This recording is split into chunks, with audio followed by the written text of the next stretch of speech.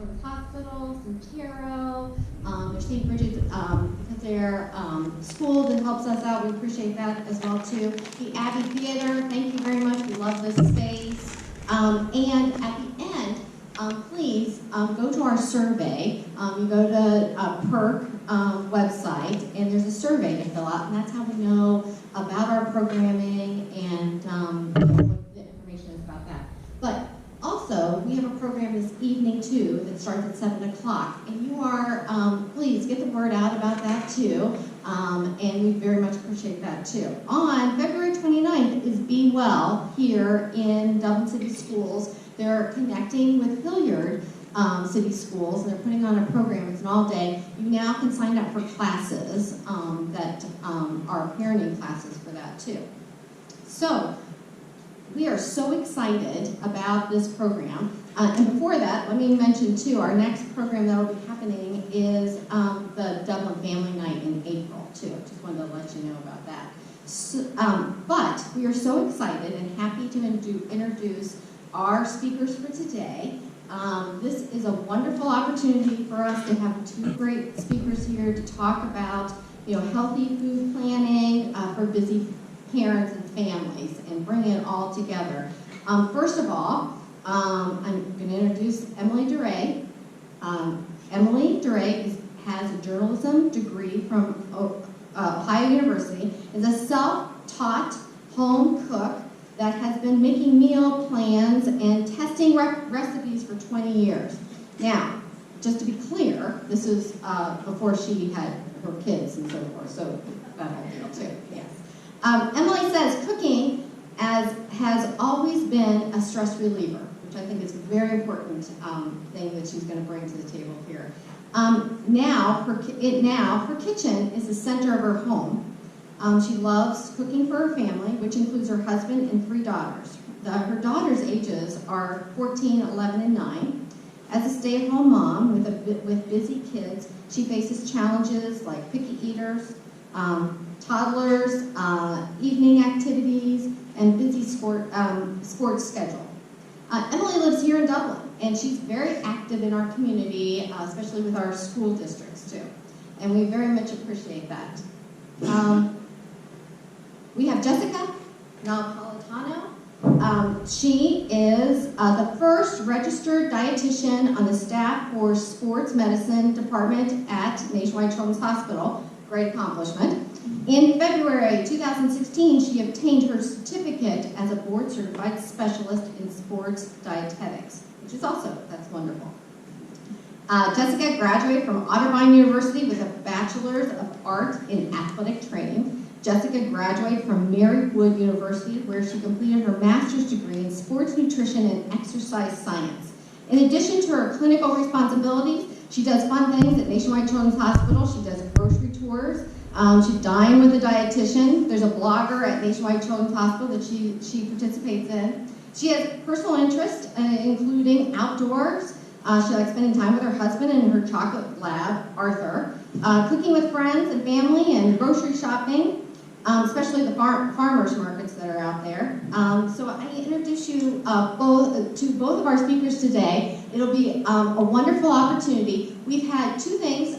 We've had questions brought in from parents, and so they're gonna talk about those. But also, it's very interactive, and so if you have questions, then we have a microphone that we can get your questions answered as well too. Without further ado, thank you. Good morning, everybody. Can you hear me okay? All right. Thank you so much for coming. Thank you for those sweet introductions, Kathy. That's awesome. We're both so happy to be here. I'm sorry I would have brought Arthur with me, but he's not allowed in a demo kitchen space. But he can be at home, I guess. He's a lapdog too, so he is that's very true. Someone would have had to watch him for us. But yeah, like I said, we're so excited to be here, and we really do want to emphasize that we want to keep this collaborative and conversational. So I really can't see y'all too well if you have a question, but I'm going to try my best. These lights are great, but can't see too well. So we'll make sure that we have a wandering mic that goes around, and we'll be answering questions and interspersing them. Kathy is in charge of the mic, so just try to make eye contact with her. And the way that today is going to work, we're going to walk through 5 different stations, preparing different things. We have a couple entree meal ideas, as well as breakfast, and then different snack ideas as well. If you have any questions about your kids, the steps that we're doing, any questions go, and we're happy to entertain them. Then throughout the presentation, we'll also be not only giving like meal prep ideas and other things like that, things that we have personally done, substitutions we have made, we'll be including those. And I'll also be talking about, because my day job at Nationwide Children's Hospital is usually in clinic. So I love giving presentations. I love clinic, but doing this kind of mixes it up and keeps it fun. But I'm working with athletes and families one-on-one every single day, and different things that they can be doing at home, as a family, and as individual athletes as well. So I'll be giving my tips and tricks that I've learned along the way there too. So first thing that we're going to start with is the baked oatmeal cups. And one thing, it doesn't even have to be baked oatmeal cups either. And we can make this a big 8x8 or 9x9 baked casserole as well. So I'm going to let Emily take over and talk us through the steps about how to make this, substitution she makes with her family, etc. And I will say I prepped everything ahead of time, Yes, so there's no time chopping. We're just going to dump like they do on TV. Yeah. So I The made magic of TV. the magic of TV. I made these yesterday, and my kids came home and could smell them, and they were like, "Ooh, can I have that for snack?" So they are kid approved. I like them because you can make 12 at a time. You could double the recipe, make 24, however many you want, and you can freeze them and then just defrost them when you need them. They're more like a muffin than an gooey oatmeal. And they're really pretty easy to put together. So we're going to start with just 2 eggs. And you just let me know how you need my hands. She's in charge.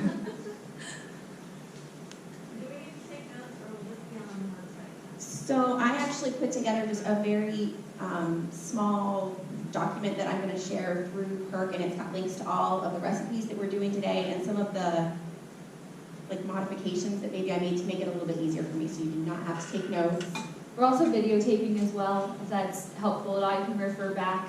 We both have emails, so you can email us questions as well. But yeah, but if you're a visual learner and you like to take notes, or written learner, I understand that too. So yep, Go ahead. I think the hardest part about this is getting all the kind of gooey ingredients mixed up together. So it's eggs and milk is sort of the base with the oatmeal, and then I use natural peanut butter to give it a little protein, and then applesauce to give it some sweetness, and that way you're not loading it up with maple syrup or any of those things. And when we were talking about this, she said it's plenty sweet with the applesauce and other additions that you make, and the brown sugar, right? It's just 3 tablespoons of brown sugar. 3 tablespoons of brown nice. sugar. I've seen my kids Yeah. probably put that much in one bowl of oatmeal. Yeah. So. And if you have a child or yourself are nut-free or peanut-free, you can substitute this for a sunflower seed butter, or there are other butters made of pea protein that I've seen out there now that are pretty good. And if this is a really good way when you have picky eaters, if you're trying to introduce them to the flavor of peanut butter, the flavor of soy butter, other things like that, this is a great combination dish to get that texture and that familiarity started. I have some other patients that aren't sure if it's the texture or the flavor that kind of freaks them out or frightens them. So again, maybe this is a good first step versus spreading it on like a peanut butter and jelly or on top of the baked oatmeal or things like that. So keeping the flavor combinations in mind. And if nut butters just aren't your kid's thing, you could also do just a little bit of melted butter or coconut oil, which is also in the recipe. So you can check that out online. Oh, that's great. So what kind of toppings did your kids use for this? Because I feel like this is a recipe that can be really versatile. It is super Yeah. versatile. The nice thing is I just made it sort of the straight recipe in the book and put a few chocolate chips on top. And so for them, it was like a chocolate peanut butter muffin. There are a ton of different ways that you could mix this up. You could use any sort of fruit puree, pumpkin puree, I suppose maybe. Yeah. Pumpkin puree, applesauce, mashed up banana. You know when you get those bananas that the kids won't eat anymore because they're too brown? It's kind of like making banana bread, but in a muffin form. That adds an extra layer of sweetness too. Yes. Yeah. So my goddaughters are coming to visit this weekend, and they're 14 and 19, but two of the pickiest eaters that I've had the pleasure of living life alongside. And the way that I found with them that works best, and a lot of these recipes as well, is leaving things deconstructed and having their hands be a part of it. Because when they're involved in the cooking and see what's going into it and things like that, they tend to be more apt to eat it, and they feel that sense of accomplishment or pride that, like, I made this, I'm gonna eat it, right? Does that work for every athlete or patient or kid? No, certainly it does not, but if you haven't tried it, it's great. And what I'll do with them is take an empty muffin tin, just like this, and put nuts, cranberries, chocolate chips, coconut, peanut butter chips, a variety of toppings that would be great in this base recipe that Emily mentioned, and let them pick their own. And you can do it two ways. You could bake it right into, if they're with you and the baked oatmeal isn't made, they can put it right into the batter like she's doing right now, or you can add as a topping afterwards, whatever you think might work best. And I've done that with my kids too. I've got one that really loves pumpkin, fall is her favorite. So I would do a pumpkin batch for her and maybe just a peanut butter batch for the other kids and let them put whatever toppings on that they want. I'm making a mess, I'm not gonna finish filling it. That's part of being in the kitchen, right? It's making a mess and getting the kids to help you clean it up when you're done. Right. And if your kitchen's clean when you're done, what happened, right? You might have a chocolate lab that licked it all up for you. That's what happens. We don't. That's right. So the nice thing is you mix these up, it really doesn't take very long. I know I had everything portioned out. This is a pretty quick recipe to throw together. It's easy to keep most of these things in your pantry. Pop them in the oven for like 15 to 20 minutes, and they come out like little muffins. And so my kids came home yesterday and just grabbed one and sat at the table and ate it. It'd be a quick breakfast.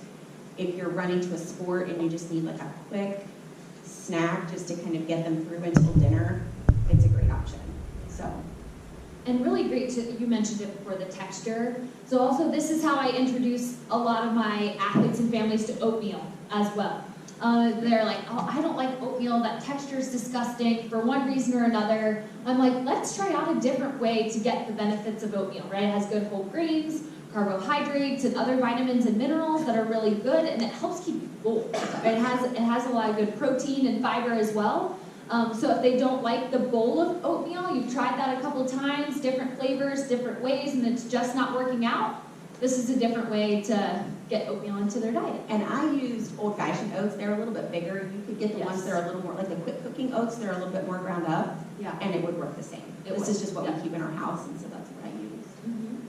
Sounds good. Are there any questions about the baked oatmeal steps, anything at all? I don't think I see anything. I don't see anything. The lights are super like, bright. they're so bright.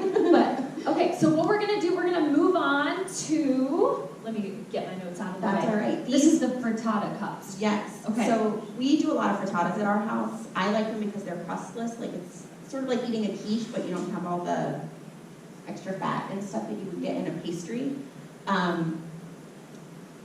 These are like the kitchen sink of leftovers. You can put just about anything into a frittata, and I actually brought all sorts of things that we have used at our house. I love mushrooms and broccoli in mine. My kids like pepperoni with a little pizza seasoning and some cheese.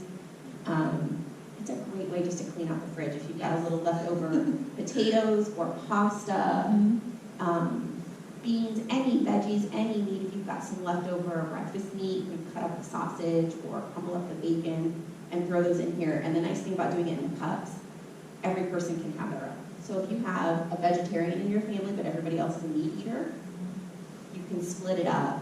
Let the vegetarian fill it up with their veggies or their tofu or whatever it is that they're into that day. And then everybody else can fill theirs with the meat of their choice. And they're also great. They refrigerate well, so you can, just similar to the baked oatmeal cups, nuke a few in the morning, pair it with a fruit or another carbohydrate like toast or a bagel or English muffin. They're good, easy grab-and-go breakfast. When I'm working with athletes, it is a struggle, right, to get protein in the morning. It can be a struggle. So something like this, it's already prepped, it's already made, and like I said, they do freeze well. My advice is that you let them thaw all the way before you nuke them and throw them into the microwave, because then they'll just be melting all over in the microwave. It kind of becomes a little bit of a mess. So let them unthaw all the way first. But like she said, they're a great way to clean out the fridge.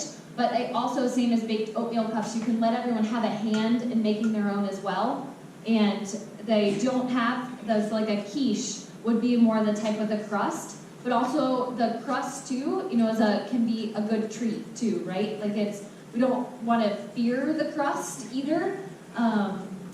You can do these with crust, but it takes a little extra work. The frittata cups are just really easy, just a 4-minute bake. And the nice thing, you can do any seasonings you like. I know there are certain things that my family likes. Spice blends make this super easy. This is just one that I had on hand. It's like an all-purpose seasoned salt. Just mix it in just for a little flavor, and then whatever you pour it on top of gets a little bit of extra zing. These are also nice too for lunches. Yes. Because you can eat them at room temperature. There's no reason that they have to be hot.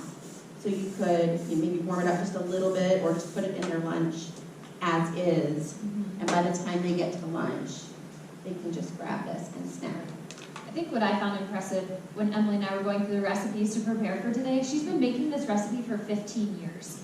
And over the years, the way it changes and the different additions that she's had and things like that, like that's just so impressive. Like the different combinations you had, I like, that sounds delicious. I'm gonna go home and try that. So I started with one that was a Giada de Laurentiis recipe, if anybody watches Food Network. And it had pasta and shredded chicken and cottage cheese and just some fresh herbs. And I was like, this sounds interesting. I've got all those things in the fridge. Let's try it and see what happens.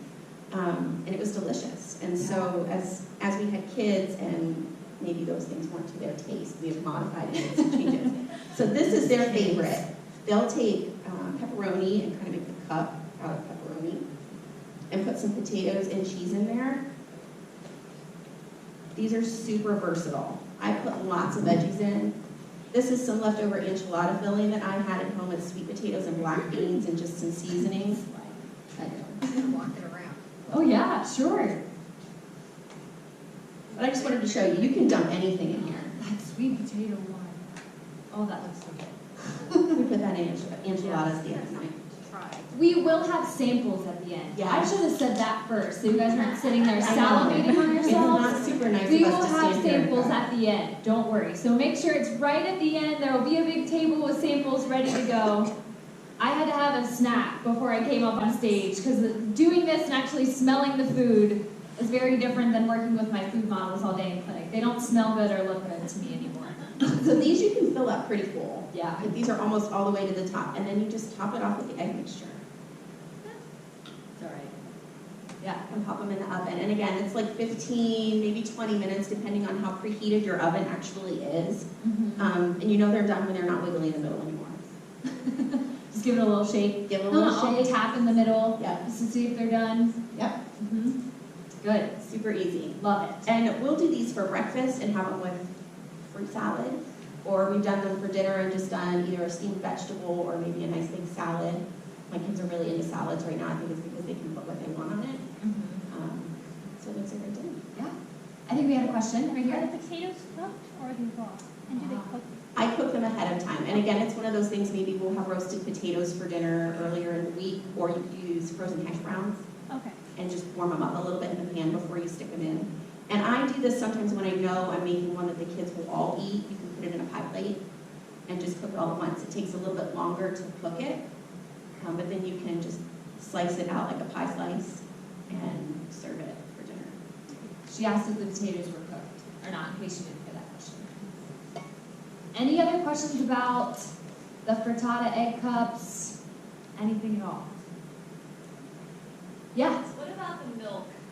You're using cow's milk and... Yeah. So we do not have any allergies in our house. We're really lucky. The recipe said basically you just need some liquid. You just want to thin the eggs out a little bit. So you could use stock. I don't think I gave you I didn't repeat the question. She asked, it doesn't have to be cow's milk. It doesn't. It just needs to be liquid. So stock, or maybe just tomato juice if you had it, water, just to thin out the eggs a little bit. Gets them to kind of get in between all the nooks and crannies, and then they bake up really nice and fluffy. Almond milk, soy milk. I think any of that would work. Yeah. I will say I've made these before, and accidentally I have vanilla unsweetened almond milk. I didn't think they tasted so great. The mix of like the sweet, somewhat savory just wasn't my taste. My husband didn't notice, but I did. But what he was fine and he didn't know. So maybe ignorance is bliss, right? But that's a really good question. Yeah. Any other questions along those lines? And I think that question can also go for the baked oatmeal cups as well, right? If you have a lactose allergy or an alternative milk preference, that substitution works great in the baked oatmeal as well. Yeah. All right. All right. Yeah. All right. So let's move on. Oh, this is my favorite one. So Okay. I had never made granola bars until I met with Jess to talk about this presentation. They sounded really intimidating to me. Like, why make them when I can buy them? Is sort of how I was thinking. And I'm not sure I'm going to be allowed to buy granola bars anymore because my family really liked them. There are 5 ingredients, right? And then, yeah, 5 ingredients. It's Minimalist Baker is the name of the food blog that I got this recipe off of, and I've been using it for several years. And Emily blew my mind with her techniques, so listen closely. It's like, I've been laboring this way for years, and all I needed to do was... We're going to simplify it. Oh, it's so great. This is the hardest part. I used a bag of dates. I didn't measure them out because the first time I tried it, I didn't push them into the cup enough, and there weren't enough. I just went with the whole bag. Make sure there's no pits in the dates. You will hear them when you put them in the food processor. They don't really chunk up very much, so if you hear it, turn off the food processor and find it and just pull it out. You got to turn it on and let it go. And you're thinking, this is never going to work. They're just getting chunky. Eventually, it will turn into a paste, and it'll almost make a ball and kind of roll around the food processor. That's where you want to be. So this is a bag of dates that I've already pureed. Looks delicious. And they're ooey, gooey, sticky, fabulous. If the wooden spoon doesn't work, you can use your hands. Get your hands in Yeah. there. Or get your kids to get their hands in there. Again, they will eat it if they help make it. Yeah. There were some varieties of things that you could put in them. I did natural peanut butter because I had it, and maple syrup. You heat it up on the stove until it gets kind of runny and all mixes together really nice. You could use any nut butter, honey, or agave nectar. Yep. All of those things would work. You just need some sticky and some protein. And I like to mix that in with the ground up dates. I found that it was easier to get it in at this point. Again. When you see the recipe. The other thing I found is I kind of like doing this when the stuff is all ooey gooey and hot. Yes. Because the chocolate chips melted and it made like extra glue to hold the granola bars together. So It smells so good. you've got to stir, stir, stir, stir, stir.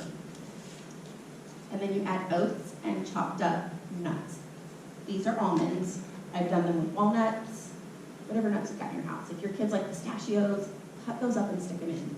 I did roast them in the oven, but you said you don't always roast yours. If I you're don't short on always time. Exactly. Yep, so I just throw them in. It's more of a flavor thing than, technique thing. What I really like about all of these recipes we've talked about so far is there's so many options for substitutions that if you don't have something, you don't like something, you're short on time, you can make it work. And a lot of the granola bar can be a good part of a, kind of like a commercial, y'all, but like a good part of a balanced breakfast. Yeah. Or like you can grab it on the way out the door as part of a pre-sports snack or just as a snack to take around. And they hold really well. They hold best in the fridge, I'd say, but I've also been out running around and kept them in my car and eaten them. They're fine. There's nothing in them that's going to spoil, but I think for me, flavor profile-wise and texture, I do prefer it cold. The warmer they get, the more they're going to crumble. Yeah. Too. Then you have granola, though. So Yes. is that really bad? I don't think so. Put that on some yogurt. That's Yeah, good breakfast right really there. great. So here's the fun part. The kids can come over and say, you know what I'd really like in my granola bar today? I'd really like some chocolate chips and some raisins. There we go. And they go. Yep. You can skip the dried fruit. You can do like banana chips. You can crunch those up and throw those in. Whatever your kids like, if it'll get them to try it, it's worth throwing it in there. You could do mini M&Ms. Yeah. Can you use almond flour? Or Can would that you be use too almond soft? flour, was the question. This is a flourless recipe. I'm sure there are almond flour-based recipes for granola bars out there, but this one particularly isn't made to use almond flour. But, I mean, you could also, so the Minimalist Baker, she is a blogger, right? So you could find this recipe, you can comment on it, and see if she writes back. I do that a lot with recipes that are on food blogs. I mean, the worst case scenario, they don't write you back, but usually there's also like comments that you can sort through to see if anyone else has asked the same question or asked to make that same substitution or just did it and tried it and wung it and see what happened. So it's worth it. I don't think we have personally done it. I have not. Yeah. I did stick the almonds in the food processor this time instead of cutting them or chopping them by hand. And there was a little bit of almond flour texture in there, and it worked out okay. I don't know if I would substitute all almond flour. Instead of Probably the texture would change. Oh yeah, Right. It's absolutely. so fine. Absolutely. Right. Yeah. Yeah. Can you use Nutella instead of the peanut butter? Yeah, can you use Nutella instead of the peanut butter? Yeah. Yeah. Yeah, that'd be a good substitution. Yeah. So here was my epiphany. Yeah. This is This is the part that I struggled with, was getting them mushed down to look like a granola bar. And I tried to follow the recipe and use a spoon or a cup. that's what the recipe says. Like use a cup. So or I your was hand, taking and like it sticks to you Yeah. and it's it's a mess. It's a mess. So I just happen to have two cake pans that are the same size. Stick a piece of parchment on there and just press it down. She's Again, so strong. She's bending the You could get the kids to do this. If they're really little, they can stand in the top one, whatever it is. And it will press them down into this beautiful, They're so even layer, which makes it so much less messy when you're cutting them at the end to stick them back in the fridge. Yeah. So once you get to this point, you just gotta pop them in the fridge for 10 or 15 minutes so they start to set back up a little bit. Slice them into bars. And then you just throw them in a lunch. You can get them after school, grab them in the morning. And there are samples of those also for after, so make sure you grab one of those. Yes. You don't bake them. They're no bake. Yeah. I know. It's great. It really, because what I like about it too is like I'll make these before bed or something, and you don't have to wait for them to cool before you go to bed. You just throw them in. Yeah. And you can cut them beforehand too, or just leave them as is. Yeah. Yeah. Question? How do you roast the nuts, or how do you like to roast them? What's the easiest? So How I do you just roast follow the nuts was the question. Thank you. Yeah. I'm forgetting to do That's that. okay. You just throw everything on a cookie sheet. So I think it's like a cup and a half of oats and then a cup of nuts. You just kind of spread them out on a cookie sheet, stick them in the oven for 10 minutes or so at 350. And they just start to get a little bit golden brown. It kind of brings out the flavor in the nuts. But again, it's not Do necessary. you preheat the oven and then put them in for 10 minutes? Yeah. Or- Yeah. What I've also done, not for this recipe necessarily, but for like Thanksgiving, I had to toast pecans. I put a little, very tiny amount of oil in a cast iron skillet, heated it like medium-ish heat, maybe medium to medium high, threw the pecans on and roasted them on my cast iron too. And when they're done, when I'm flipping them around, is when I can smell them. Yep. Right? I know that sounds like sometimes not helpful for our type A personalities that really like the list of steps and the things, but I promise you'll smell them, and I promise you'll smell them when they're burning. And if they're burnt, So- don't try to save them. Don't. Start It's over. just not Yeah. worth it. You'll It's taste not. it even if you think you've cut it all off. Yeah, it's very true. We've done. It's true. Yeah. Any other questions about any of the first three recipes? Because when we kind of transition, it's going to be more like meal-based things versus like snack or breakfast. So roasting the oats is enough to cook them? Like, You don't have to cook them. Yeah. You can eat No. oats raw. You can eat oats raw. Yeah. Eating roast, I know. Again, right? Another thing with oats is you can put them in smoothies as well to, I know, you can thicken them up. and they take on the flavor of everything else that's with them, but we have to think they're not a raw meat, they're not an egg, they're not anything that's going to cause a foodborne illness necessarily. If you have someone who is gluten-free, you want to make sure that you get certified gluten-free oats, because naturally oats are gluten-free, but there are special steps for those folks who have celiac disease and an actual gluten intolerance, that you just want to look for the seal that says certified gluten-free. That was kind of a random way to answer your question, but I want to make sure to say it. The other nice thing about oats, you can find a million recipes online for overnight oats, and again, you don't cook those either. You do your oats and your fruit and some milk. Yep. Pop them in the fridge, and then in the morning you've got sort of like a muesli kind of European breakfast. Yeah. And to that I say texture. I'll take bacon. Wonder, I'm gonna have the pickiest eaters, and it's gonna be getting me back. I had a question. Yeah. I had a child who was like in first grade, just ate an extra meal during school, like at 10 o'clock time, and I think those are perfect things too, that it doesn't seem too obvious that you have, you're having another meal in front of your classmates. Yeah. And that the schools were very open to that too. So like if you have a child that you think needs an extra meal here and there or something, these are the kind of things that, Yeah. that you would. Yeah, so she, in case you didn't hear it, was saying she had a child that needed an extra meal at school around 10 a.m. So a lot of these things can be, brought in and kind of be a little more conspicuous, right? Like that's not an extra, looks like you're just pulling out your sandwich, your fruit, your vegetable, your yogurt, like another meal. These are things that are more, and I use the word like energy dense, right?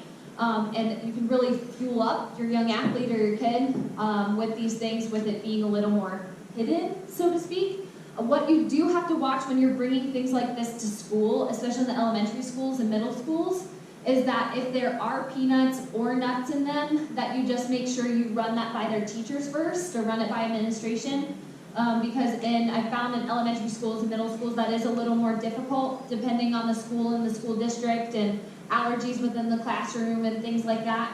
High school, it liberalizes a little bit. By then, there's that high school students, are more on their own and more independent and things like that. But not saying that mindfulness goes out the window, right? So just having those conversations. A lot of my patients always know, right? They're always like, no, Johnny that sits 2 seats away is allergic to peanuts, so I cannot bring that, right? So they know, right? So just make sure that you have those discussions when you're bringing meals and snacks to school. And I know my kids are at Scottish Corners. Most years they have had a snack option, whether it's in the morning or the afternoon, and they ask them to bring something healthy. Yeah. These all fit the bill. Yeah. They're not bringing a bag of chips. Yes. One more. Yeah. One more question. Okay. You mentioned balanced breakfast, which is something you hear all the time. Is there a specific rule that falls, like is it like make sure you have 2 food groups, or Yeah. what is balanced breakfast? Sure. Oh man, I could do a whole presentation on breakfast. This is like what I do all day, right? So balanced breakfast would be including multiple food groups. So when I'm educating in clinic, I always encourage 3 to 4 food groups, right? So it would be a granola bar, a fruit, you could even lump an egg muffin cup in, or a hard-boiled egg, and that would be 3, right? Or 4, it would maybe be putting peanut butter on that, putting nuts as part of it, or another one, avocado toast with an egg on the side, or a piece of avocado toast and a piece of peanut butter toast. But ultimately, it's 3 to 4 food groups to balance out your breakfast. And it doesn't have to be, because when I talk to athletes about that, and families, they're like, girl, do you know our mornings, right? We are running around like crazy. We do not have time for that, right? So it is sometimes thinking ahead and having some of this stuff on hand, already prepped and ready to go, but also not thinking complicated, right? A lot of my high school students, I'm like, if you can grab on the way out the door, if you can grab a granola bar, a cheese stick, and a piece of fruit, and a pack of nuts, all that's packaged and ready to go, you just have to grab it. Or you just have to grab something off the counter, right? It doesn't have to be complicated, and it doesn't even have to be breakfast. It could be chicken tacos that we're about to make, right? I do have some athletes that really don't like breakfast type foods, and that's okay. They can have a turkey sandwich, or as I mentioned, chicken tacos, or other different things. That's completely completely okay. But ultimately aiming for 3 to 4 food groups as a general rule. Yeah. So I have teenagers and neither one of them cares to eat in the morning. So if you can only give them one food group, what's the food group to make sure they get? Right. So I don't say one food group is more important than another. Just like I won't say a certain meal is more important than another, because I think every meal has its role and every food group has its role. But a great way, as Emily just mentioned, I was like, she literally just took my exact thought, was one way that you can potentially lump things in, a lot of food groups into more of a liquid beverage, is a smoothie, right? So you can get fruit, you can get yogurt, you can get a nut butter, you can do milk, you could even sneak a veggie in there.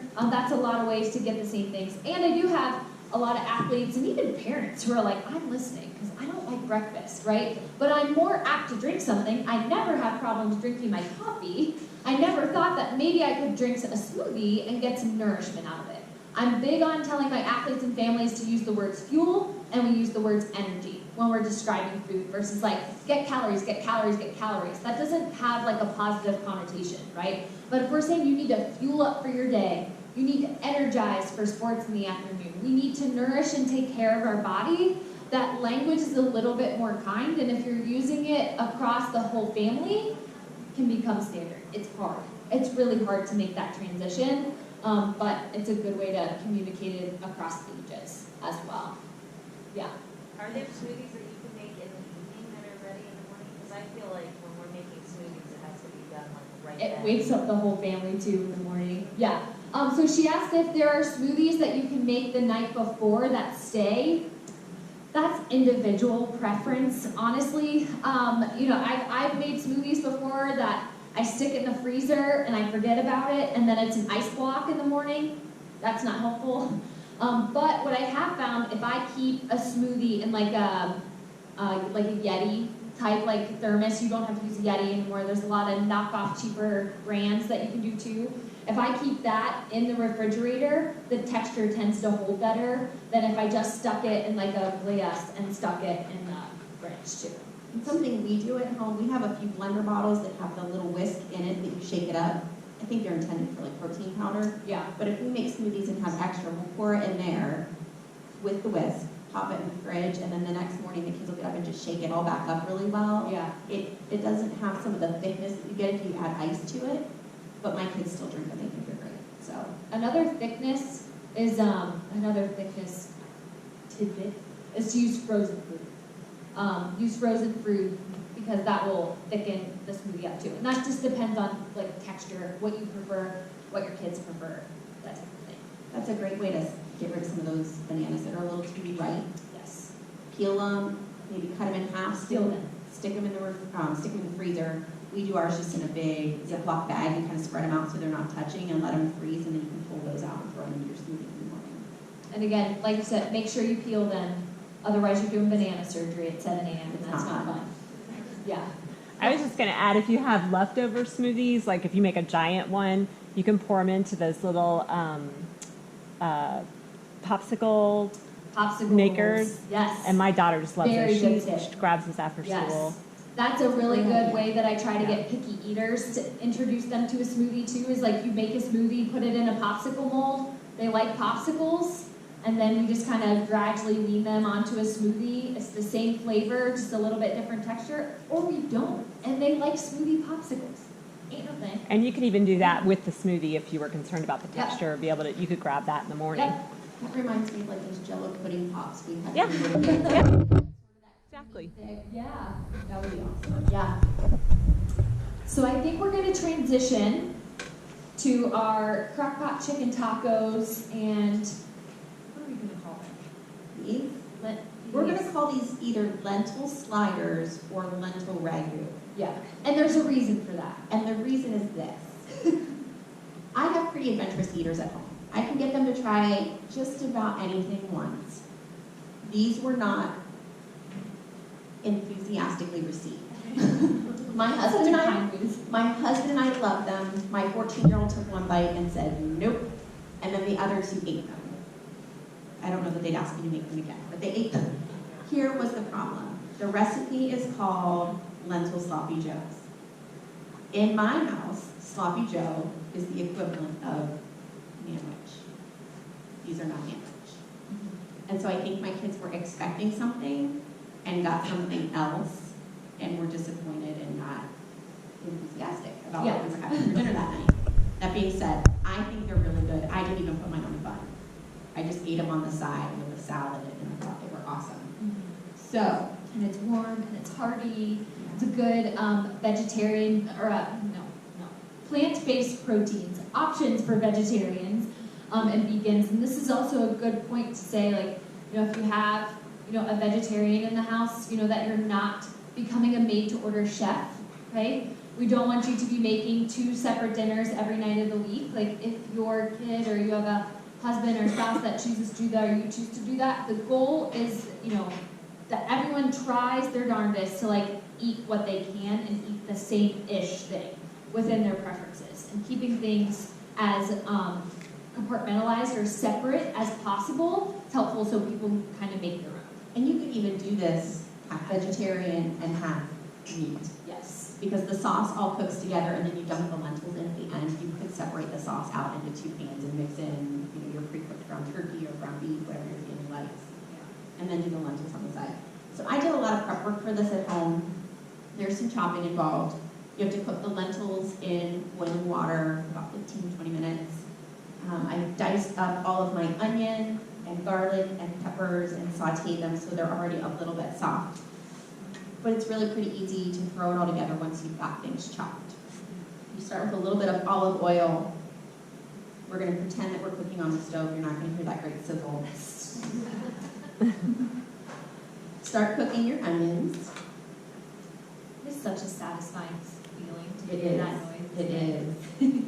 So you want to let them start to get a little bit translucent, and then you can throw in your peppers and your garlic. The thing with garlic is it tends to cook really fast, and it is bitter. So you want to give it a little less time in the skillet. So these are going to get super happy. I just realized what I forgot. We're going to borrow. Oh, that's an important step. Yes. Yeah. So we get to here. We've got really happy onions, peppers, garlic. This is a tip that I learned from another mom who cooks. She cooks a lot of Indian meals. Take your spices at this point. This is a little bit of chili powder, paprika, cumin, salt, pepper. Put them in at this point. And let them start to cook in the pan. It's going to wake up the flavor in the spices and just give it a little extra zing. It's going to taste a little bit more like a restaurant-made meal. The next part, we're going to add in a can of tomato sauce. Meal prep tip when you're trying to save time on busy nights is sometimes for me, what's really daunting is all the different steps, right, of prepping things and having things that you can just mix together. A big time saver is to have those spices already pre-mixed too. There's no harm in having them mixed together ahead of what she's doing right now. And that friend, like, oh, where's my salt, where's my pepper, where's my chili powder, just kind of cuts down on that, and you know that when it's ready, you just pour it in. Dump it all Dump in. it in. And you could do these veggies ahead of time. Like if you have extra time the night before, but you know the next day is super hectic, you've got to be in 3 places at the same time and there's only 2 adults driving, you can do all that ahead of time. Put it in the fridge, just keep it. So this part, after we add in that tomato sauce, you want to let it bubble a little bit and sort of let the flavors come together. It's going to get a little bit thick and a little bit sticky. Add a little bit of Worcestershire, and if you're vegetarian or vegan, you have to buy special vegan. Again, we are not at our house, so we just have the standard stuff. And then here's where the yumminess happens. You get your sauce right where you want it, and you can split it, add some meat to some. These are my cooked lentils. You dump them in and start mixing them up, and it comes together in this thick, sticky, almost meaty consistency, which is really, really good. Really yummy, hearty, plant-based protein that the flavor of lentils is mild enough that it's going to take on everything yummy in here already, right? I know lentils are something that intimidates some people, like, what? I don't know how to do that. right? But really it is 15 to 20 minutes boiling water. There are slightly different adjustments you might have to make if you're doing red lentils, green lentils, things like that. So just make sure that you're looking at the color too. Really, any lentil color can go, whatever you have. We like to do chopped at our house, like chopped from Food Network, and say, we have lentils, we have a can of tomato sauce, we have a purple onion, what can we make, right? So get creative with it, and it might taste a little different every time, based on what you have, and that's okay. And something I haven't tried, but I think might work, these get like sort of mushy once you cook them. I'm guessing you can take a potato masher to them You could. and smush them up a little Yes. bit. Like if that chewy bite bothers your kids, try mushing them up a little bit and see if maybe the texture Or an change immersion would be blender. there. An immersion blender would work great too. Yeah. Yes. How does the protein in the lentils compare to like ground beef or ground? How does the protein in the lentils compare to ground meat or ground turkey? I don't have the exact number in my head, but they're pretty comparable because lentils, comparatively speaking amongst the other plant-based proteins, is on the higher end. Yeah, so it might be like, for a serving, like 3 ounces or so, maybe like an 8 grams of protein difference, but that's okay. It's not gonna throw off your entire day or, hinder your athlete's workout, post-workout, or anything. Either option is great. Yeah, And I think these would freeze well. freezes We really ate them all. Yeah. So I didn't try that, but I can't see why they wouldn't freeze okay Yeah. if you would put some in the freezer. Despite the unpopularity, they ate them all. I'm impressed by that. Yeah, Yeah. I like them. I ate them for lunch. That's perfect. You had a question up there. Was your question, is it okay to do quinoa? Yes. Yeah, I think that would be just fine. Yeah, quinoa would be a good substitute. Definitely change the texture. Have less protein, to go back to your question as well. But again, I think quinoa is a great thing. I mean, when you get quinoa in bulk, you get a lot of quinoa. So this is a good way to get rid, or use up some of that, so to speak. Yeah, good substitution. Great questions. Yeah, these are all so good. Okay, well, we'll transition to the crock-pot chicken tacos. Yep. Unless you had more to add about, our lovely I like them. ragu. My 14-year-old did not, but every once in a while, I have to just say, she's 14. Yeah. She gets it in her head and then there's 15. And you said she might have had an off day. She's here on an off day. If Serve it anyone next has week and we'll teenagers, back. you know how this is, right?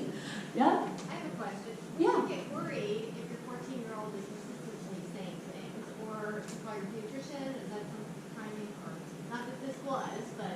So, do you mean, are you concerned if the 14-year-old not eating things that you're consistently, Yeah. not eating altogether, or not trying things? Not trying, that you see a difference in Yes. the 14-year-old, or age group. Yes, that is a broad question, and I'll answer it both ways. Yeah. So, she asked if you see changes in your 14-year-old or any ages, like what your next steps would be, that they're changes enough that you're concerned. And where I say I can answer that 2 very different ways, kids throughout the course of their life, and you can attest to this, is sometimes, and when I have kids in clinic, they're like, they ate everything as a kid. And then we transitioned to 3, 4, and 5, and we got into a little pickiness, and then it's just been worse ever since, right? So that is where keeping the constant conversation with your pediatrician alive, talk about it every year at their wellness visits. You can visit with a registered dietitian, that's part of what's in our wheelhouse. Sometimes it helps hearing it from a different voice other than mom and dad. I'm not a parent yet, so I know how that that stings a little bit, but really it can help to hear it from a different voice, and really to hear oh, lentils are a good protein for me? Mom, did you know that? Yeah, I've been telling you that for 5 years. Yep, sure did. I've said it a couple times, a couple different ways. Okay. Or your kid and you play dumb and go, I had no idea. Let's try those this week and see how that goes. See, out of here. This is great parenting tips right here. Yep. Arthur eats anything. So, yes.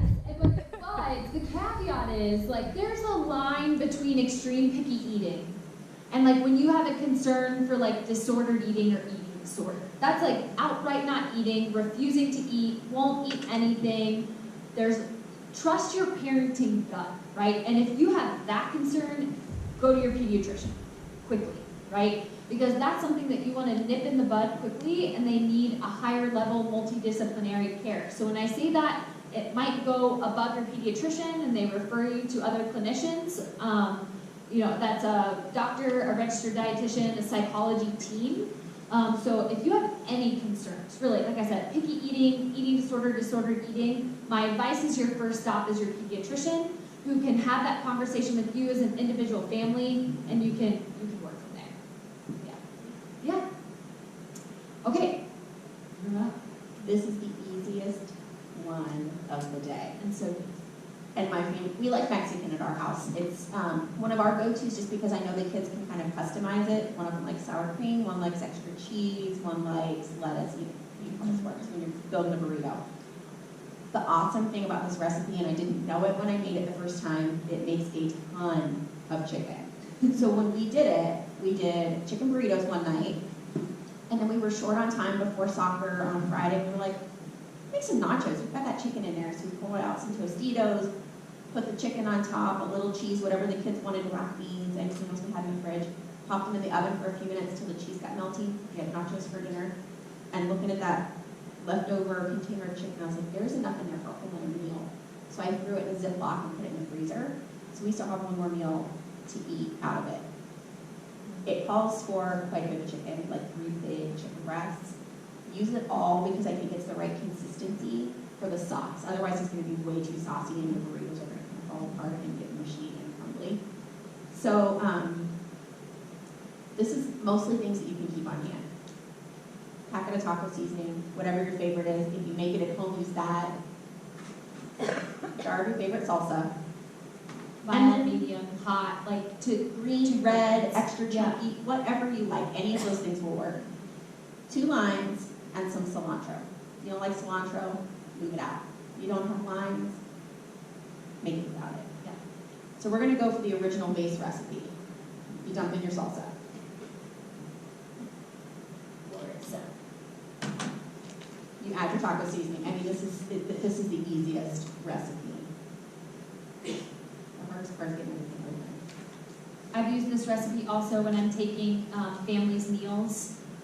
Just had a baby, just had surgery, things like that, and I've done it both ways where I'll take it out of the crock pot and, here's your meal all ready to go, or here's my crock pot, leave it plugged in all day, shred it your leisure, or, just deliver the ingredients too, because it is that easy that you don't feel like you're bringing offense to them by dropping off ingredients. Like, it really is really easy to throw together.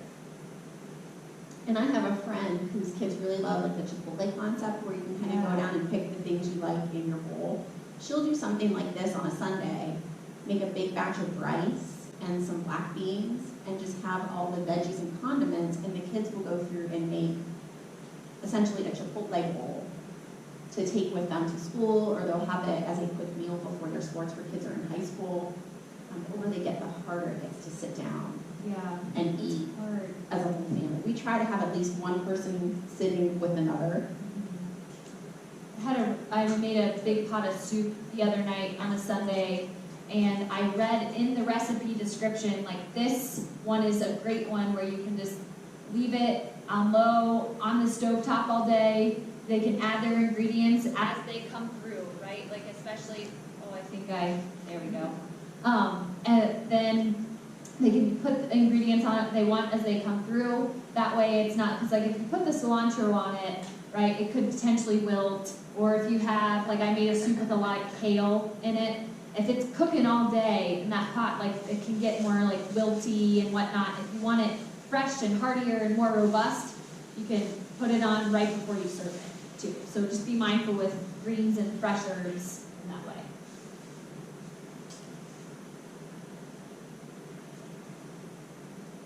We chose the chicken strategically last for food safety. Yeah. So you could use chicken breast, chicken thighs. You could probably even do it on the bone if you don't mind shredding it that way. You literally just throw it in, stir it all together, turn it on low, and let it go I don't know, 6 or 8 hours. I did a batch last night for you all to try when you leave. I put it on at like 9 o'clock on low, and when I got it this morning, it was perfect. So even if it's a little bit longer, you're not gonna hurt it. And we're using what we're making right here for our presentation tonight. It's like perfect timing apart. So it'll be that easy. So you just kind of mush that sauce all over the chicken, plug it in, put the lid on, and walk away. Yeah. And you've got 3 nights worth of dinner ready to go. Ooh, a couple things that I wanted to mention about dinner, to Emily's point and how we kind of already talked about, is don't put pressure on yourself to have dinner every night all together. That just can't be reality. I'm not saying don't. If your family has the opportunity to do it, please do, right? However, I do work with a lot of parents and families that they're eating at 10:30 at night because they think they need to eat together, right? So, and I get it, and there is such a value in family time, but sometimes when people are running here, there, and everywhere, we're just making sure that everyone gets nourished, and like Emily said, like if one parent or one sibling, they can be eating together as little groups, that's okay too, right? And that takes some added pressure off as well. Dinner time is also a great time just to decompress, talk about the day, and if your child is going through something, you can usually tell, right? When you're sitting down face-to-face with them, cell phones away, TV off, no distractions. I know that's something my husband and I have to work on too, when it's even just the two of us. It's like, that's a real time to get together and actually have a face-to-face conversation throughout the day when so much of it is through means of technology these days. It's just a simple way to connect together. And then when you're able to, have weekend meals, right? Like Sunday dinner, Saturday afternoon lunch, different things that pop up or opportunities that you have in your schedule, is just to be mindful of those times that you can really hone in and have a good meal together versus like rushed for the sake of having a meal together, and everyone's rushed, everyone's tired, everyone's stressed, everyone's hangry, right? So it is trying to keep mealtime valuable and like calm, cool, and collected too. Yeah. Other couple tidbits about just eating and family meal eating in general, because I tried to work these into the conversation, but there were so many good questions that I didn't want to take away from that. Be open-minded, realistic, and flexible. So kind of as I just mentioned, if something happens, best laid plans, you're not able to eat together that night, it's okay, right? Every single meal and snack is a new opportunity to start over and do something the next day, or say we're going to reschedule our family dinner for Sunday, or whatever it is. So just always try to remain mindful, open-minded, and flexible. When you can, especially with your young athletes, try to aim for a food-first approach, right? I work with a lot of athletes who want to take a lot of supplements, right? They're taking, I had an athlete the other day that was taking whey protein, pre-workout, mass gainer, and another one, creatine maybe, doesn't matter. But all because he saw his friend do it, and his mom was like, well, I want him to be happy, and I want him to gain mass like he wants to, right? So we bought him all the things, and both of them never considered a food-first approach, right? I assure you, your athletes and your kids, right, they should have strong appetites, right? And so sometimes we're working with kids that don't, and that's, again, like a whole separate conversation, but, don't feel like you have to turn to supplements, no matter what. Kids should be able, if they're eating a wide variety of foods, they should be able to get the nutrition that they need. Now, are there certainly caveats and with picky eating and allergies and other things that you have moving? Yes, there are certainly situations that's where I could become involved to help athletes and families make sure that they're getting what they need. But I want to assure you that we really shouldn't have to be turning to supplements, and we can do this through a food-first approach. Emphasize sustainability is another big one, right? So I do not like the word diet, because diet, right, implies that diet should be for a short-term thing. Whereas, if we're working with lifestyle changes and sustainable habits that not only are you doing or your young athlete is doing, but the whole family is practicing together, right? Whether it's meal prepping or cooking or adding more vegetables, vegetables. Like, these are all things that we should be doing together versus like just one individual person, right? So sustainable habits, things that are realistic for your family, right? I have a job because I get to work with families and their individual needs, desires, accessibility, and things like that. And that's what I love, is like working with this puzzle piece that are our lives, right? And everyone's looks a little bit different. So again, just making sure that you're doing things that are going to be helpful to you versus run you ragged and stress you out. Another one, make practical suggestions based on schedule and food preferences. I talked about that already. Okay, sorry about that. And then all foods can fit, right? I know that's very difficult, but all foods can fit. So when we were giving suggestions like you can put in chocolate chips and you can put M&Ms and you can put in these things, that's great. So great. I really encourage my athletes to have a good relationship with food, right? And this is extreme and hard at times, but labeling foods good, bad, healthy, unhealthy, those are not words I use to describe food. Again, I go back to fueling, energizing, and nourishing our body, right? And sometimes just giving different recommendations because they don't know, right? Your athletes and y'all can't fix what you don't know, right? So doing research, seeking information from healthcare providers, and instead when you're cooking and saying like, when you go to say, that's not a healthy choice, next time say, what else could be used to energize your body? What else do you think would be a good fuel before practice? Because we want to make sure that you have a nourishing choice before you go to soccer for 3 hours, right? Fruit snacks aren't going to fuel you through a 2.5-hour practice. They're going to be gone in about 12 minutes. Okay, so those are the points that I had, and do you want to talk about our books? I do.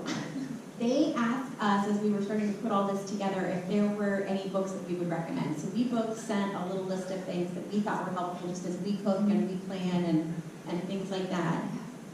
They checked them out from the Dublin Library. And Kathy, are they allowed to take those, or are they there for reference? No, they just stay here and They they stay can here. write down the title of them, and then you can pick your own up. So there are a few really great titles out there. I'm a huge fan of Mark Bittman. He kind of boils food down and makes it super accessible. Like if you're just starting to read recipes, he's really down to earth, and a lot of his stuff just makes sense. Mark Bittman. Yeah. Mm-hmm. And then there are a slew of kids' cookbooks out there. And this is something that I did when my kids were little. They would bring them home from the library at school and say, hey, Mom, what can we make? And their eyes kind of light up a little bit. So we would sit down when they would bring them home, and I would say, pick 2 recipes and we'll make them next week.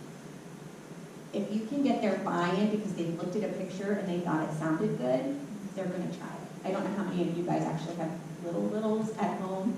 It helped with the picky eating for us.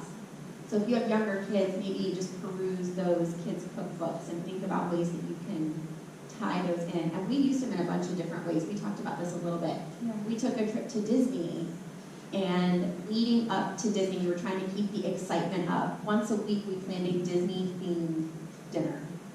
So in Aladdin, we had hummus and kebabs, and we got baklava, and just kind of tied the food back to the movies, and we talked about the characters, and the kids thought that was amazing. They would have never tried baklava had I just set it in front of them and told them what it was.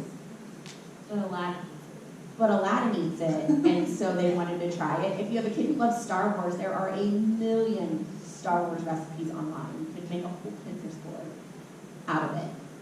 Play on those things, and you will get your kids to try things that you never thought they would eat. And sometimes it doesn't have to be like a themed dinner. It could be like my niece loves Minnie Mouse, and so when she wants toast, I have a Minnie Mouse cookie cutter that, I take it out of the toaster, Minnie Mouse, la-ti-da. She eats Minnie Mouse's ears first. She loves it, right? And it can be that simple too, just to get buy-in and engagement. Yeah, awesome. I cut you off about, did you have any things about chicken tacos that you needed to finish out? I don't think so. I got on a roll. I threw them you throw them in the crock pot and turn it on. I mean, it really is. And then shred. Yes, after they're all done, you just kind of shred them up. And if you have trouble shredding in your crock pot, if you pull them out and put them on a cookie sheet or in a cake pan or something, it's easier to shred them. It's not saucy and splashing all over you, and then you can dump the meat right back in and stir it up so it gets the sauce back on it. and this was a hack I saw the other day. I haven't tried it, but if you don't want to use like 2 forks to shred or forks to shred, I saw someone use a hand mixer. Like they put it, I know, it's terrifying to me. It was like one of those like, I don't know, like chow hound videos that came across and I was like, that looks genius. But sometimes, you know, like the Pinterest fails. I feel like that is like a chow hound fail, right? Like, but try it, report back. I plan on trying it, but the video looked like it worked. I sound like my patients, but Google said, yeah. And some of the books that I recommend, I have 2 cookbooks that I really like and look at a lot. One is called The Vegetable Butcher. It's by Kara, I can't say her last name, it starts with an M, but she owns the Little Eater here in Columbus. So she's down at the North Market, and they had a Little Eater location in Clintonville that just so sadly closed the week of the Acre, which was another one of my favorite Columbus restaurants. It closed in the same week. That was tough. But the Vegetable Butcher, what I like about it is that it's like a vegetable Bible, almost. Like it takes you through, it doesn't go by just recipes like sides, appetizers, entrees. It goes through vegetable by vegetable, tells you preparation methods, how to store it, best ways to cook it, other things like that. I found that so helpful. I got it for Christmas, and I like keep it like here on my counter, just so it's always there, because things I've cooked for years, roasted vegetables, carrots, steamed broccoli, things, I'm like, I wonder if I'm doing it the right way, right? Like my grandma, my mom taught me these things, or I read it off Google or something, so I'm going to see if this is really the best way to cook it or preserve the life of my vegetables. Can I add on to that? It You has sure nothing to may. do with the cookbook, Yeah. but the roasted vegetables thing triggered it for me. Yeah. I have found that there are things that my kids will eat if I roast them. They would never eat them raw or Yeah. steamed. Broccoli, cauliflower, carrots, green beans, Brussels sprouts, beets. Yeah. If you roast it, it just tastes better, and it's got a little bit Yeah. of crunch. It's not real mushy. Flavors, you add fat, salt, and pepper to it, it's always going to taste better. And the nice thing about that is you're putting it on a sheet pan. So if you have a vegetarian in your house, do a sheet pan dinner. You can put all your veggies on one tray, and then put some meat on another tray. Pop them both in the oven at the same time. It all comes out. People can kind of pick and choose what they want. You can put it with rice. You can put it with baked potato, whatever starchy thing makes your family happy. You can put it in the pasta and put some sauce on top. You've got lots of options, but a sheet pan dinner helps eliminate some of that pickiness. I have a kid who won't eat onions if they're cooked, and I have a kid who doesn't like broccoli. Well, I'll just put them on separate areas of the pan and still have the same dinner and just omit one thing as I'm plating their stuff up. Yeah. Right, or they don't have to pick it too, right? Yeah, that's perfect. The other cookbook I really like is Run Fast, Eat Slow. It is by a marathon runner. I'm sorry guys, I'm really escaping on names this morning. But I really like her practical suggestions on how she fueled to win the New York City Marathon. And she does it alongside of a chef as well, so it's a really great practical suggestions cookbook. Sometimes when I read different cookbooks, I'm like, this is just a lot. Even for me, who knows food, who enjoys food, who likes cooking, who values meal prep, talks about it, it doesn't always have to be fancy at all. Like Emily and I were talking about great suggestions. Like if you are looking at different containers and you're thinking, I need things to keep things in, go to Goodwill, go to Salvation Army, and start there, right? With things that you don't care if you lose or break, or you're just trying to get in the routine of things before you get nicer stuff. Try that, right? That was a great And you're suggestion. just going to shove it in your fridge. It doesn't have to It match. doesn't have to match. No. It doesn't have to look It doesn't have like to you look- had an interior designer come in and do Yeah. your kitchen for you. Right, or Just that make is it on accessible. Instagram worthy, or Yeah. yeah. Make it practical and sustainable for you. Last but not least, this is not a cookbook, but it's a book as some of the language that I'm saying, like fuel and energy and nourish. A book I really like is called Your Child's Weight, Helping Without Harming. And it takes you birth through adolescence, how to just have these conversations about weight and body image at your child from a young age. So it's more normal, right? Like it's easier language to stomach, because a lot of my families and athletes too, it's a hard conversation. I go through boxes of tissues a week in my clinic because they're just hard conversations to have sometimes when we're talking about weight, we're talking about food. I'd say 80% of my job is counseling, 10% is refereeing between parents and kids, and then the other 10% is nutrition. And then nutrition, I'd say, is honestly the easiest part of what I do.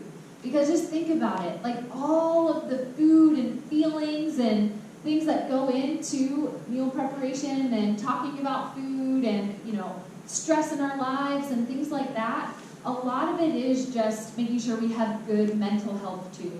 And this is, Ellen Satter is the author, so it's Ellyn, and then her last name is Sattr.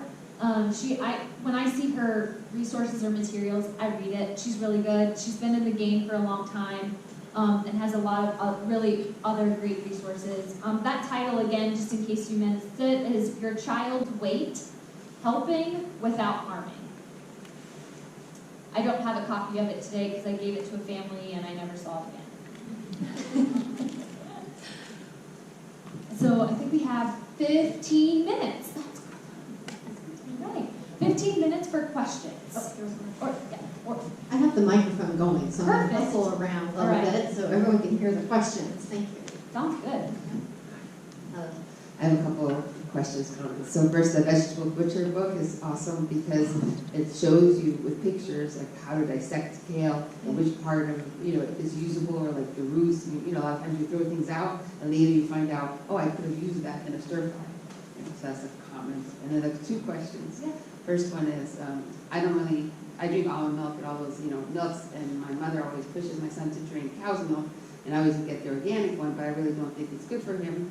But he is kind of on the short side right now. So, I don't know if that's true about the whole, you have to drink milk to grow and the vitamin D and all that. So that's one question. Okay. So I can answer. Yeah, that's probably good.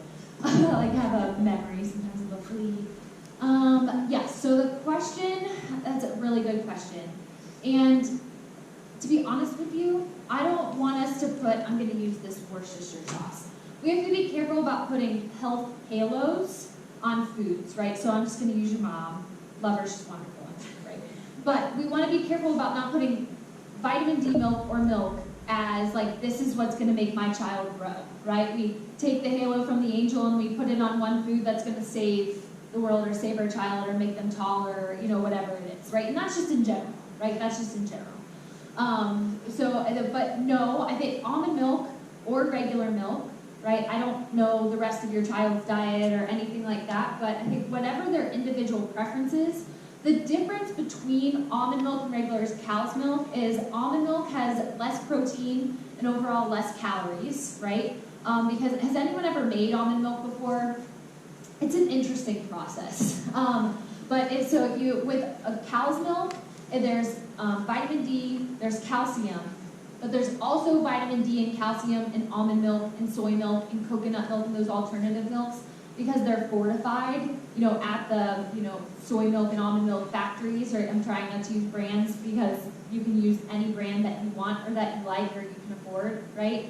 And that's fine, but if you make homemade almond milk or something like that, it won't have calcium and vitamin D in it, as a caveat. So cow's milk has more protein and more calories than alternative milks as well. So again, it doesn't matter whichever one they choose as long as the rest of their diet is balancing out, right? But again, without talking to you more and your child coming into my clinic and things like that, I can't answer that question definitively, but either option can be part of a balanced diet. Yeah, and likely is not contributing. I'm not a doctor, so I can't say for sure, but likely not contributing alone just to height delay or growth delay. So lately I stopped drinking almond milk as much because I heard the bees, it takes a lot of bees to make almonds. So, I've tried oat milk and cashew's milk and like blends, coconut and almond and a little bit of all that. Any option is fine. It's completely an individual preference thing. Just in general, as I mentioned, the alternative milks, all of those ones that you mentioned, have less calories and less protein, so to speak. So if you're into sustainability and you like want to save the bees, like I'm all for it, right? Transition to any one of those milks, it will be just fine. It's whatever your individual preference is, but there's not one that's preferred or better than the others. My other question is if we could just have a list of all those books that you mentioned, if you could give it to Kathy, and we could I email think it. she has them. Yeah. Okay, great. Yeah. Thank you very much. You're very welcome.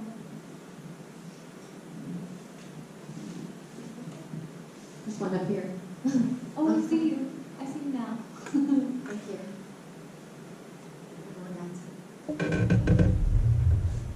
No, I love it.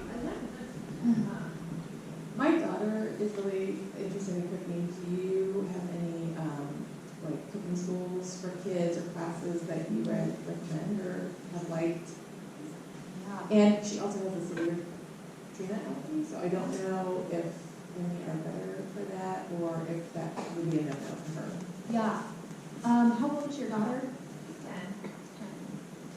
Do you have a couple? Well, there's, the name is gonna escape me, it's over in Camp Young Chefs Academy. Yes. They do summer camps. 2 of my kids have gone to them previously. They were right around the age of 10. They have a nice lineup, variety of things. My daughter learned to do bread and pasta. They made all sorts of food that she obviously wouldn't have tried otherwise at our house, and I think she had a great experience. If you want to just help her in your kitchen, there are some gadgets that you can get that will maybe help you feel a little bit more safe. I know my knives are really sharp, and my little kids and their little fingers not knowing how to cut properly, it makes them really nervous. I bought a set of ceramic knives, and we'll just find recipes or look things up on YouTube, get a cookbook, and we'll do it at home. And I need those ceramic knives and the measuring cups, and I'll just stand and help but let them do it start to finish. So some of it can even just be in your home, but we really love the Young Chefs Academy. Okay. Sur La Table also has summer camps as well for kids, and they run a lot. Like I had trouble getting into a cooking class that I wanted because the kids were taking all the time, which is great. Like I value that. I was like, wow, I just didn't realize how much they did. Another one is Local Matters. It's downtown by main campus, Nationwide Children's. It's across the street, catty corner from the main campus. It's not a kids' cooking classes alone, but what I really like about them is they're really connected with the community and they're donation only. So you don't have to pay for the cooking class, you just pay what you can. So there's, individuals that come in and they can only pay like $2, but they're not turned away.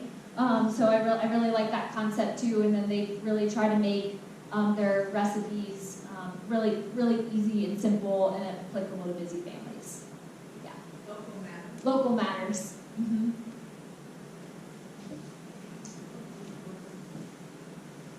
Hi, we were talking about milk. I was just wondering about whole milk and 2% and fat-free. Yeah. What are the difference? What are the difference? Right, and for kids, which one they should be drinking? Yes, great question.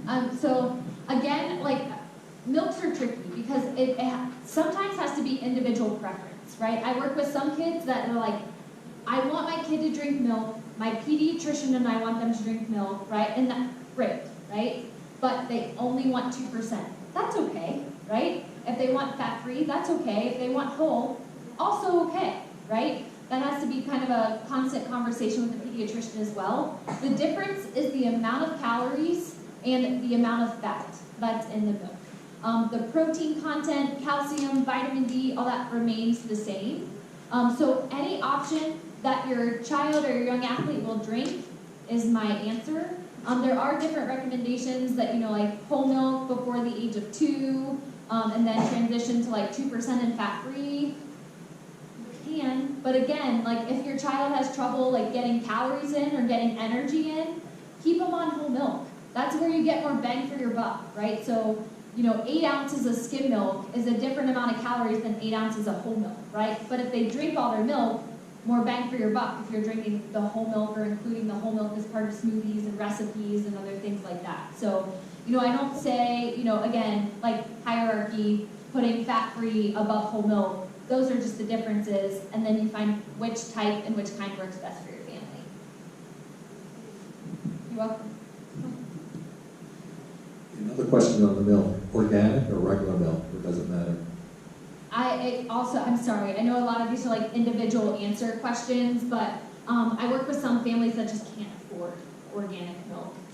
So if your family can afford organic milk, great. Yeah, that's, definitely more sustainable, right? It's a different practices, and the cows are treated differently, and the farms are certified organic, so there's a different process of inspection for that, and different things the cows are potentially fed.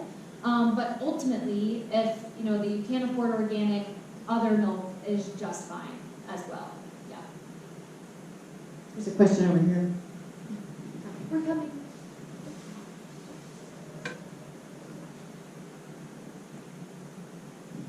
You said that you were against, well, not against, but supplements are after you try food, but we really struggle for breakfast. I've got one with a nut allergy, and one that doesn't like eggs, and so they like the shakes, but they like those carnation breakfast shakes versus I tried to get the whey protein powder to go with the milk. Do you have a recommendation one way or the other?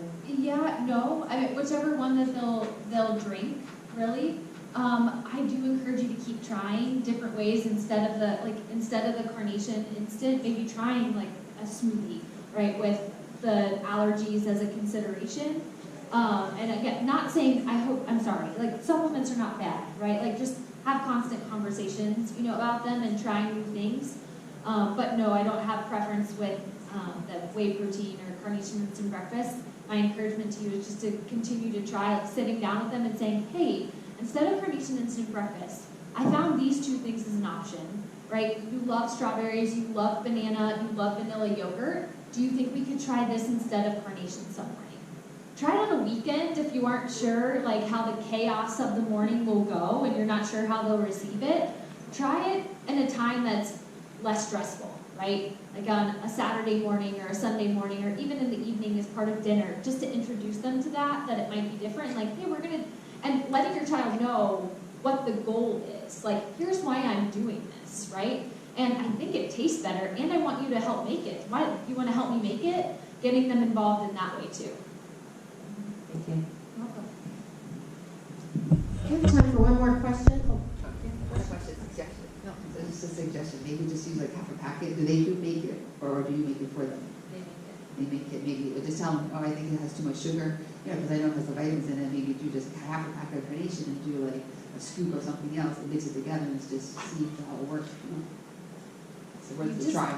Just want to be careful. I'm just very careful of language and saying like too much sugar, because then we don't want to develop a sugar fear, right? Because, and I get it, like there's a lot of added sugar in things, and I'm not saying we don't need to be mindful of that, but maybe instead saying like, I want to try this as an alternative because look at all these pretty foods we get to put in it. I know that you like strawberries, you like banana, you like the yogurt. I thought we could try this instead as something different versus like, you don't want to scare them away from the carnation instant breakfast and be like, well, now that's not good for me. That's not healthy for me. It's a fine line and it's a balance, right? And every family is different, every kid is different. I'm not saying it's bad, right? I just want to be mindful of like language and conversations that we're using. I used to drink that stuff when I was a kid, but my mom didn't know better, and now I'm like Yeah. really nutritious person. But what do you think is not so good about the carnation? I mean, that was my guess that it was the sugar. And it's just, so if you're doing something like a smoothie, right? It just has more like whole real foods in it. And again, I'm not saying like, especially if your child's a really picky eater, underweight, you're working closely with your pediatrician on nourishment, the carnation instant breakfast is like what works for you, that's fine, right? All I'm saying is just don't forget to add variety and try different things. That's all I'm saying. Me too, just to add some fruit or something healthy to it. They probably like the flavor, because the flavor of the carnation is really good, and that's what gets it all fixed. Yeah. This was wonderful. We really appreciate that we got to hear from a double parent and all the great recipes, but also a dietitian. You should also keep that in your wheel of thinking when raising your kids, that stopping in to see a dietitian and talking about how to fuel their bodies and so forth is a great option. So thank you all for coming today. Pass the word out that this is happening again tonight at 7 o'clock. Thank you.